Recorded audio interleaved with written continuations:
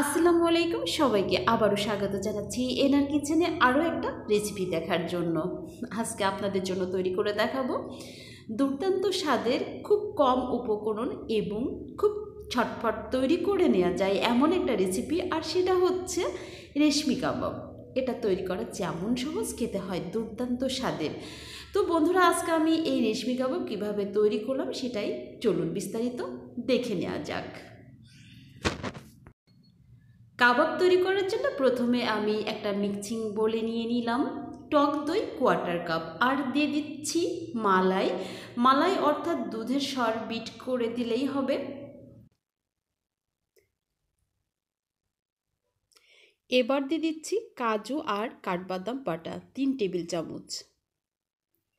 কাজু এবং কাঠবাদাম বাটা অবশ্যই দিতে হবে। দিয়ে দিচ্ছি 1 টেবিল চামচ রসুন বাটা, 1 টেবিল চামচ আদা বাটা, আর দিয়ে দিচ্ছি 1 চা চামচ কাঁচামরিচ বাটা, দিয়ে দিচ্ছি হাফ চা চামচ গোলমরিচের গুঁড়া, দিয়ে দিচ্ছি হাফ চা চামচ রোস্টেড গরম মশলা পাউডার, আর হাফ চা চামচ কাবাব মশলা, দিয়ে দিচ্ছি স্বাদ অনুযায়ী লবণ। এগুলো এবার আমি খুব ভালো করে মিশিয়ে নিচ্ছি। আসলে আমি যখনই যে রান্নাটা করি মশলাগুলো এভাবে একসাথে মিশিয়ে নিই, এটা ভালো হয়। আর এই যে এখানে দেখতে পাচ্ছেন আমি মাংস নিয়েছি, অর্থাৎ চিকেন কিউব করে কেটে নিয়েছি। চিকেনগুলো এবার মশলার সাথে মিশিয়ে দিচ্ছি। খুব ভালো করে মশলাটা চিকেনের গায়ে মেখে 1 ঘন্টার জন্য রেখে দিব। খুব ভালো করে মশলাগুলো মেখে দিয়েছে, এবার ঢেকে দিচ্ছি। আর এই যে দেখতে পাচ্ছেন আমি 1 ঘন্টা পরে ফিরে এসেছি। এখন আমি কাবাব স্টিক নিয়ে নিয়েছি আর চিকেনগুলো গেঁথে নিচ্ছি। দেখুন ঠিক এভাবে গেঁথে নিতে হবে। তো আমি সবগুলো চিকেন গেঁথে নিয়েছি, এই যে দেখুন। এবার আমি চুলায় দিয়ে দিয়েছি একটা ফ্রাই প্যান, আর দিয়ে দিচ্ছি ঘি। আমি আজকে কাবাবগুলো ঘি দিয়ে ভেজে নিব। তো আমি একটা একটা করে কাবাবের স্টিক দিয়ে দিচ্ছি। ঘি অথবা বাটার দিয়ে ভেজে নিতে হবে, তাহলে কিন্তু টেস্টটা অনেক ভালো হবে। তো আপনারা চেষ্টা করবেন তেল অর্থাৎ সয়াবিন তেল ছাড়া ঘি অথবা বাটার দিয়ে ভাজার জন্য।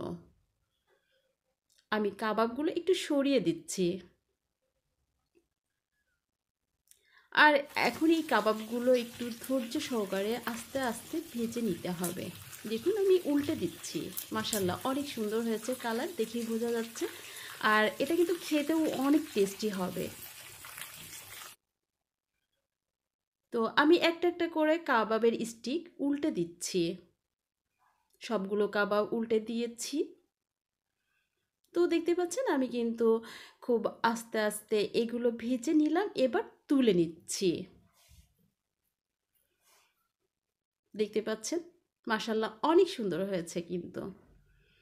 তো এতক্ষণ আমার এই রেশমি কাবাব রেসিপিটা দেখলেন, কেমন লাগলো জানি না। যদি ভালো লেগে থাকে অবশ্যই একটা লাইক দিবেন, কমেন্ট করবেন। আর যদি আরও ভালো লেগে থাকে বাসায় একদিন ট্রাই করুন, ইনশাল্লাহ ভালো হবে।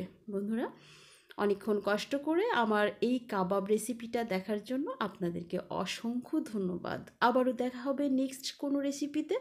সে পর্যন্ত সবাই ভালো থাকবেন, সুস্থ থাকবেন। আজকের মতো আপনাদের কাছ থেকে বিদায় নিচ্ছি। আমি নিম্নি, খোদা হাফেজ।